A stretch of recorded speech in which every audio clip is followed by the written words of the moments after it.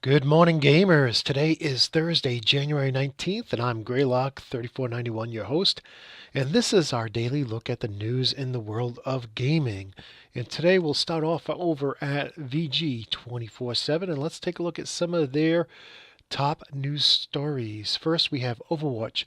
Year of the Rooster event kicks off next week, brings Luna New Year skins. Well, that's cool if you're an Overwatch player to have a new event kicking off.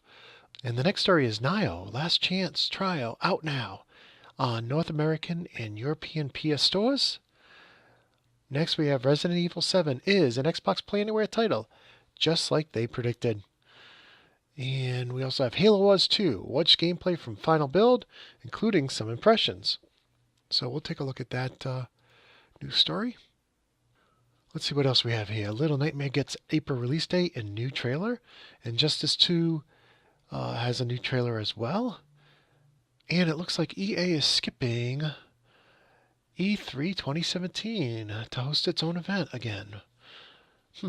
Interesting. I mean, they're big enough where they can pull off their own event, especially if it's held at the same time next to E3. And I don't know if that's what this is implying. Fire Emblem Echoes for the 3DS and Fire Emblem Warriors for the new 3DS and Switch. And there's also a Fire Emblem Heroes for mobile, all releasing this year. So if you're a Fire Emblem fan, good news. 3 new games. Let's see. Pillars of Eternity 2 or the new Fallout. Obsidian teases Project Louisiana. All right. Not much news there. Next week's Final Fantasy 15 update adds self-photography and other holiday content. All right, cool. Pokemon Go revenue hits $950 million during its 5 months on the market last year. Amazing for a free game. I'm just blown away by that. Wow. Incredible. Incredible. That's good for Pokemon and good for Nintendo. Looks like The Division has The Last Stand reveal coming today. And the teaser hints at PvP domination style game mode. Big fan of The Division, but have not bought any of the expansions because the base game is just deep enough for me. I typically don't spend much more time on a game to be able to justify buying the expansions. There's too many games out there to play. Looks like Xbox One. Now this report, I read this in details, and this is a guess. They're guessing that the Xbox One has sold 26 million units so far compared to the stated fact from Sony that they've sold 55 million consoles. But again, they use math and Xbox Live numbers and whatnot. They actually don't know. And Microsoft already said they're not going to comment on that report. So a little misleading there when they say that. But whatever the case is, I still enjoy playing on my Xbox One. All right, let's go to this story about Halo Wars 2. Rex, who is an excellent YouTuber, put together this great little impression video of his time at Microsoft playing the game. And the one thing I couldn't find, and if any of you are playing the Halo Wars 2 beta, I'd love to know this.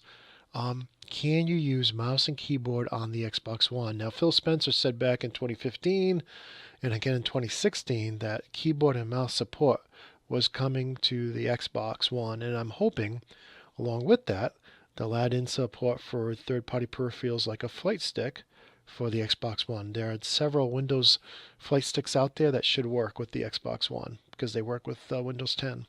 So I'm hoping they take on more than just the keyboard and mouse, but also take on flight sticks as well. So if you are playing Halo Wars 2 on the Xbox One, let me know if the mouse and keyboard works. I'm very interested in that. Cannot find that listed anywhere. I just Googled the net and searched around, couldn't find anything except those old stories I just mentioned. In any case, who's getting Halo Wars 2? Right now I got my hands full. I just bought a bunch of games on sale. Astroneer. I got Elite Dangerous on the PC now with the Rift that I've been playing. I also got Valkyrie and some other games to play on the Rift. So I don't know that I'm going to have time for Halo Wars 2. How about you? Are you planning on getting it? Let me know. Reply in the comments. All right, well, with that, let's go to the next page here.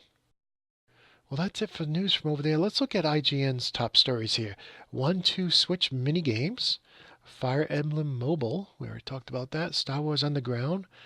Really, that's just a story about their desire to have some new games from about the Star Wars Underground universe.